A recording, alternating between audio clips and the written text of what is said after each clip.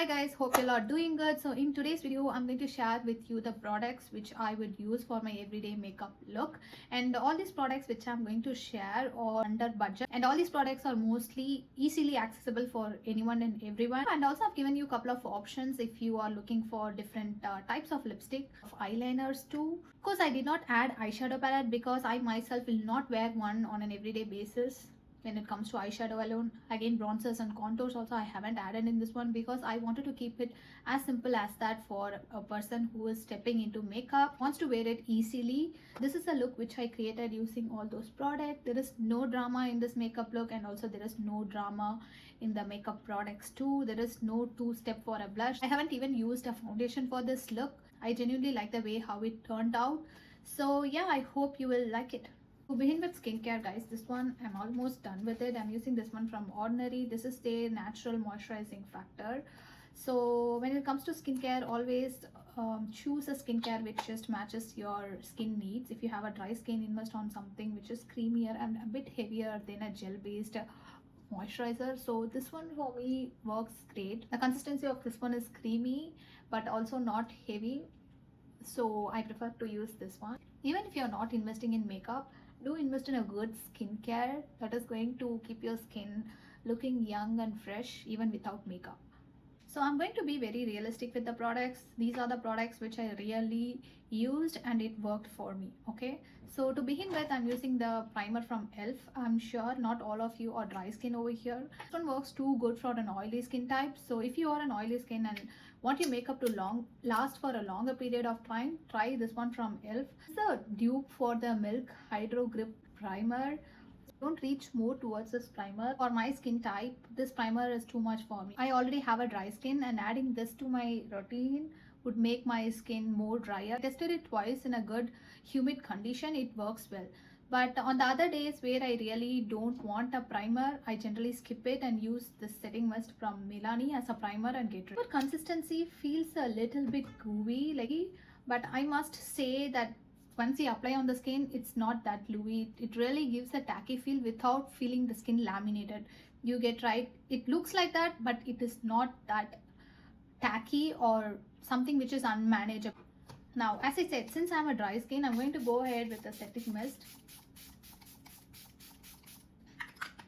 I generally don't wear a lot of primer. For my skin type, I really did not see a need for the primer. I'm trying to make the products under budget for this video. Maybe I'll create another video showing products in which you can really invest, and also the products which are really worth the money. So yeah, if you are a beginner, I think the products which I am showing you right now, it's more than enough. Color correcting, I'm using this Rimmel London in the shade Cocoa, I believe. Yeah, in the shade Coconut to just color correct my hyperpigmented areas. It's mostly I used to correct only over here.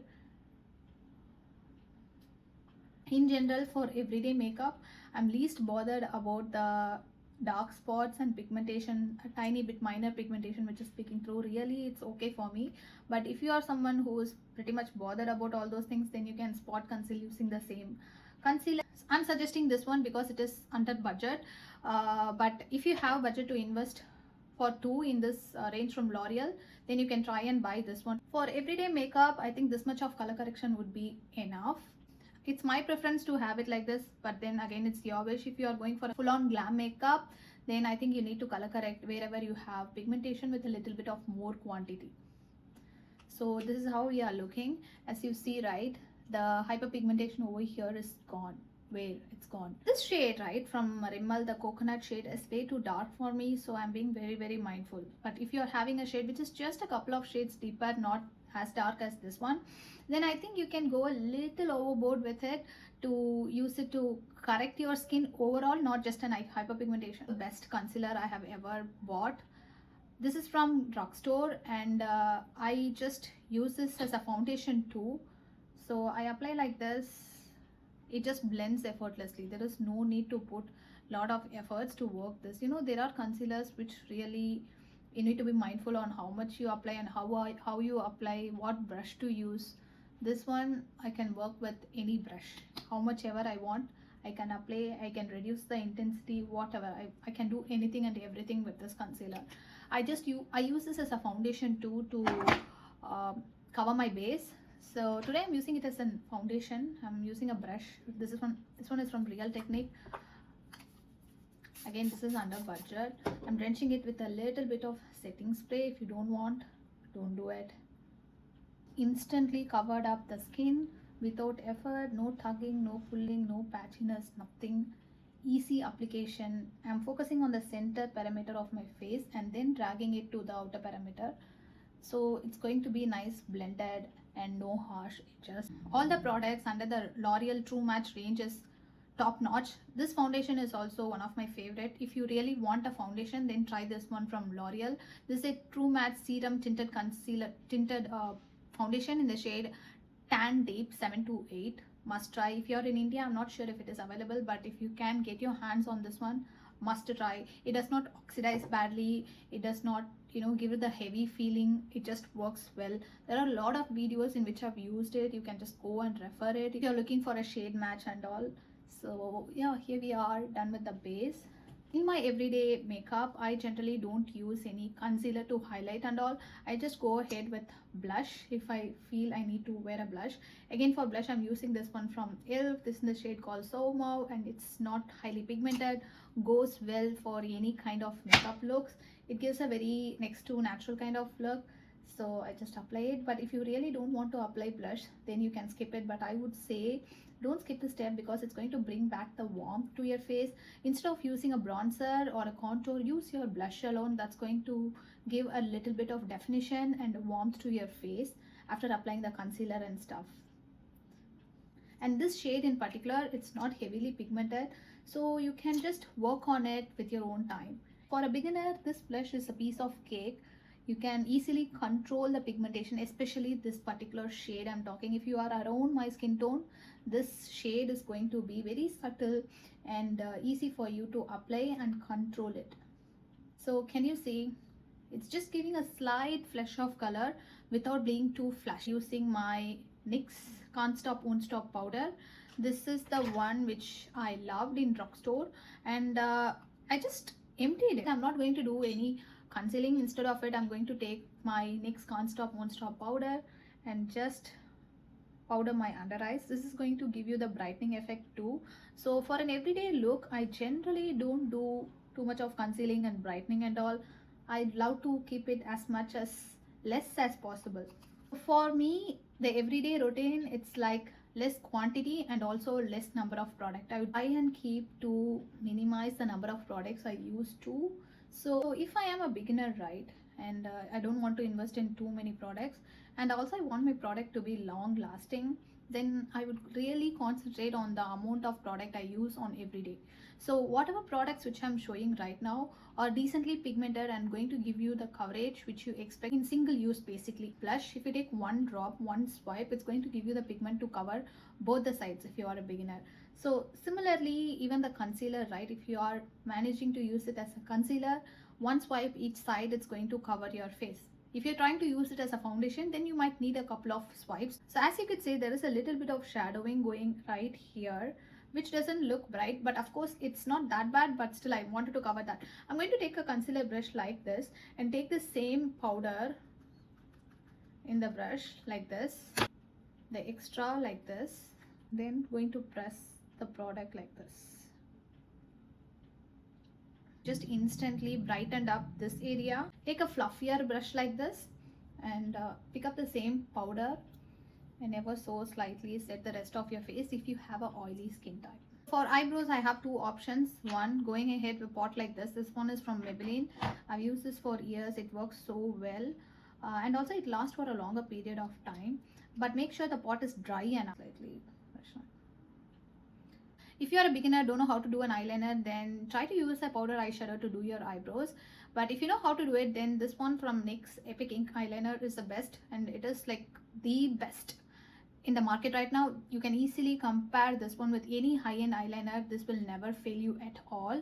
And if you're looking for a kajal, then this one is from Simply Nam. It comes in a huge tube, so it will last you for a long time.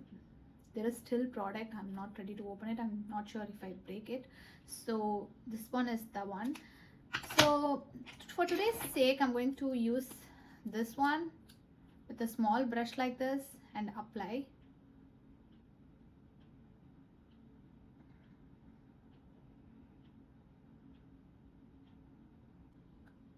So that is the wing liner which we are talking, and don't forget to tight line your upper waterline. I just love the wing. For mascara, this one from Essence. Oh my god, this is the best mascara under your budget, and I'm not sure about the variant it is. It's a false lash effect mascara. They did not give any name of this particular variant, but I'm going to give you the link of this one. It's giving lashes. Matte chestnut looks, and this one is a bit lighter to matte chestnut. And the last one is from Swiss Beauty. This one is dark chocolate. It is more like a burgundy brown, but molasses is in between matte chestnut, and this one is chestnut. So matte chestnut is something which works universal, but today I'm going to apply molasses. Matte chestnut, right? It might be too much for a nude lipstick. So once I apply the nude, right, it just mixes with the matte chestnut and just change it overall. And sometimes I like it, sometimes I don't like it. So in order to get rid of that issue, I tried the shade Molasses from Sephora. I must say this is an underrated lip liner. It goes so well for my complexion. It just gives the right shadow for the lipstick too. So for lipstick, I'm going to show you a nude lipstick. This is the best nude lipstick which I've ever seen for my skin tone. This is from Revlon. This is in the shade called Spiced Cocoa.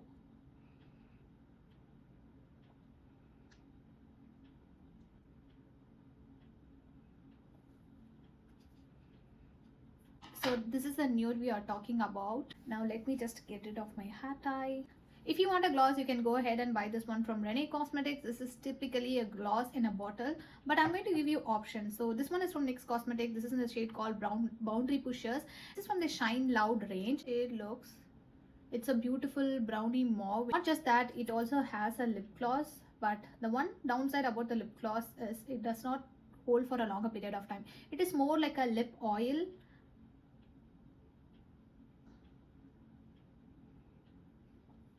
So this is how the lips looks right now. So once you apply this and leave it for a while, with or without the gloss, this one is going to be matte, but you have to leave it for a while for it to become matte and transfer proof. So this is the option if you need a matte liquid lipstick and also a lip gloss, which is more like a lip oil too. Finally, for a setting mist, if you want, you can use this, buy this. If not, you can just leave and move like this. As you could see, there is no, clumpy powdery effect on the skin. It just looks so natural, actually next to natural for an everyday makeup look. What do you think? How does it look?